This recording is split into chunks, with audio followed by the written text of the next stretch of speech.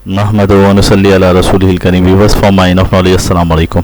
Einstein की theory of relativity की रोशनी में ये बात वाज़ा हो चुकी है कि कायनात में फैली हर शे और मादा, चाहे ठोस, माया या गैस हो, सब तवानाई ही की मुख्तलिफ शक्लें हैं और सबका माखज़ और मंबा एक ही है। तवानाई या एनर्जी क्या है? ये नूर ही की शक्लें हैं और यही कायनात का बुनियादी जौहर है। जब अल्लाह सुब्हानहू व तआला फरमाता है कि वल्लाहु नूरु समावाति वल अर्द, और अल्लाह ज़मीन और आसमान का नूर है, तो वो इस तरफ इशारा है कि कायनात की हर शे अल्लाह सुब्हानहू व तआला के नूर का मजहर है। सूफिया में वहदतुल वजूद का यही तसव्वुर है कि हर शे रब की जलवागरी है और हर वजूद रब सुब्हानहू व तआला के तजल्लियाती वजूद का हिस्सा है। इंसान दुनिया और आखिरत में ला खौफ ला हज़न, यानी जिसे ना कोई गम है ना खौफ का मकाम, उस वक्त ही पा सकता है जब वो मस्बत तवानाई यानी अल्लाह सुब्हानहू व तआला के नूरानी हाले के ज़ेर असर रहे। यह नूर कैसे हासिल होता है, ये सूरह हदीद में मुफस्सल तरीके से बयान किया गया है। याद रहे, अगर ये नूर हासिल हो गया तो इंसान औलिया अल्लाह की वो सिफ़त पालेगा जिसमें सिर्फ सकून ज़ात और कामयाबी है, दुनिया में भी और आखिरत में भी। इंसान मस्बत तवानाई तब पाता है जब नूरानी हाले में रहता है। यह हाला नमाज, रोज़े, ज़िक्र-ओ-अस्कार और हलाल रिज़्क़ की पाबंदी से कायम होता है। यह नूरानी हाला इंसान के लिए शैतानी वसवसों के ख़िलाफ़ भी ढाल है।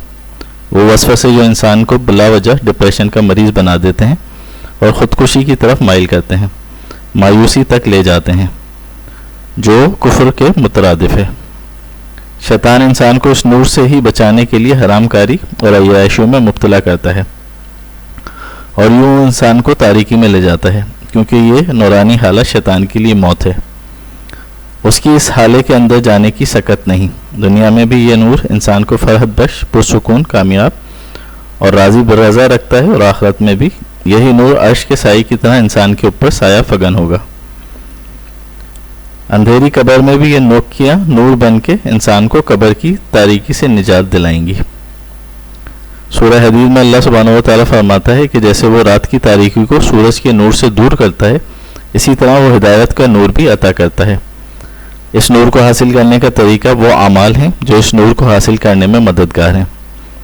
सूरह हदीद में ये अमाल मुफस्सल तौर पर बयान किए गए हैं। आयत नंबर 28 में अल्लाह सुब्हानहू व तआला फरमाता है, ए लोगों जो ईमान लाए, अल्लाह से डरो और उसके रसूल पे ईमान लाओ, तो वो तुम्हें दुगना अजर देगा और अपनी रहमत और नूर अता फरमाएगा जिसमें तुम चलोगे, और तुम्हें बख्शिश देगा और अल्लाह बख्शने वाला मेहरबान है। ताकि जान लें अहले किताब के वो अल्लाह के फ़ज़ल पे कोई कुदरत नहीं रखते और ये फ़ज़ल अल्लाह ही के हाथ में है, वो जिसे चाहे अता करता है और अल्लाह बड़े फ़ज़ल का मालिक है। लिहाजा अल्लाह सुब्हानहू व तआला से डरने वाले मुत्तकीन जो हलाल रिज़्क़ हासिल करते हैं, हुकूकुल्लाह और हुकूकुल इबाद की पासदारी करते हैं, उनको अल्लाह का फ़ज़ल नूर की सूरत में अता कर दिया जाता है। अल्लाह सुब्हानहू व तआला के नूर को दूर करने वाली चीज़ें अल्लाह सुब्हानहू व तआला की नाफरमानी और गुनाह हैं, और अल्लाह के नूर को हासिल करने के औसाफ अदल व इंसाफ, सखावत, राज़ी बिरज़ा रहना, आज़ी, सदक़ात और भलाई के काम हैं। जैसे कि सूरह हदीद की आयत नंबर 19 में बयान है, और वो लोग जो ईमान लाए अल्लाह पर और उसके रसूलों पर, ये लोग ही सिद्दीक हैं, उनके लिए उनका अजर और उनका नूर है। और वो लोग जिन्होंने कुफ्र किया और हमारी आयतों को जुटलाया, वही अहले दोज़ख हैं। याद रहे, अहले दोज़ख तारीख़ी के बेनूर वजूद हैं। इस तमाम बहस का लुब्ब लुबाब यह है कि हमारा पहला मकसद हयात अल्लाह सुब्हानहू व तआला का नूर हासिल करना होना चाहिए, क्योंकि यही नूर ज़िंदगी में सुकून, खुशी और कामयाबी का ज़रिया है, और यही नूर नज़ा, कब्र, हशर और सिरात की मंजिलें बआसानी अबूर करवाएगा।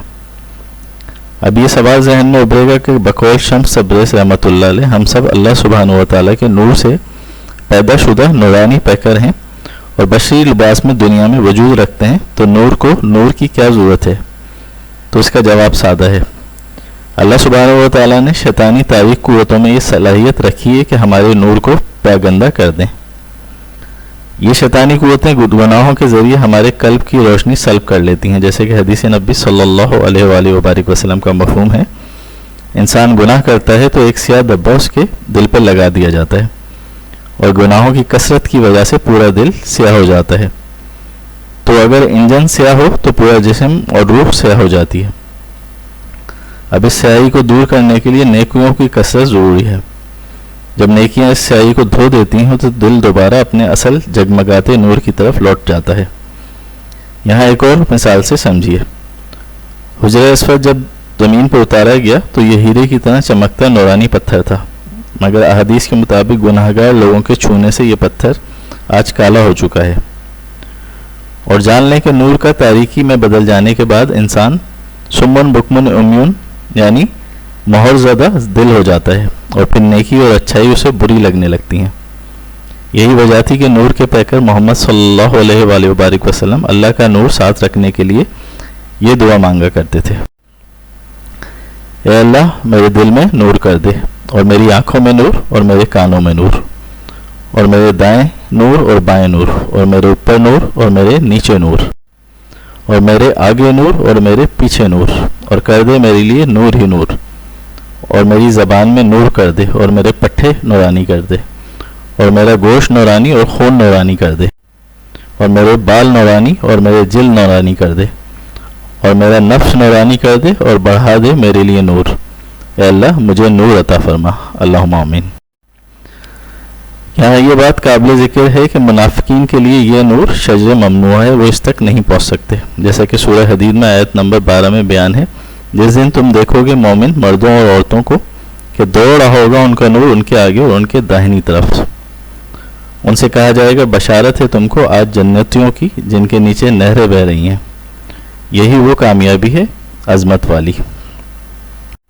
بالفاظ دیگر یہی نور قیامت اور روزہ محشر میں مومن کے آگے پیچھے دائیں بائیں اسے گھیرے ہوئے ہوگا اور اس کو خوف و غم سے نجات دلائے گا۔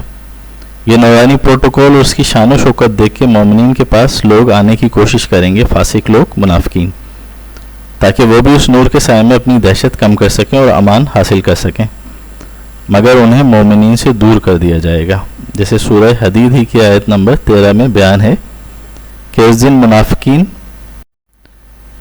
مرد و عورت اہل ایمان سے کہیں گے ہماری طرف بھی نظر کرو کہ ہم بھی تمہارے نور کی کچھ روشنی حاصل کر سکیں، تو ان سے کہا جائے گا لوٹ جاؤ پیچھے اور وہاں نور حاصل کرو۔ پھر ان کے اور مومنین کے درمیان ایک دیوار حائل کر دی جائے گی جس میں ایک دروازہ ہوگا، اس کے اندرونی طرف تو رحمت ہے اور اس کے بیرونی طرف عذاب ہے۔ پھر وہ باہر سے مومنین کو پکاریں گے کہ ہم تمہارے ساتھ دنیا میں رہیں، ہماری مدد کرو، مگر ان کو جواب ملے گا کہ تم نے خود کو فتنے میں ڈالا، تمہارا ایمان و یقین کامل نہیں تھا، تمہیں تمہاری آرزوؤں نے شیطانی دھوکے میں ڈالے رکھا، لہٰذا اب دوزخ کا عذاب چکھو۔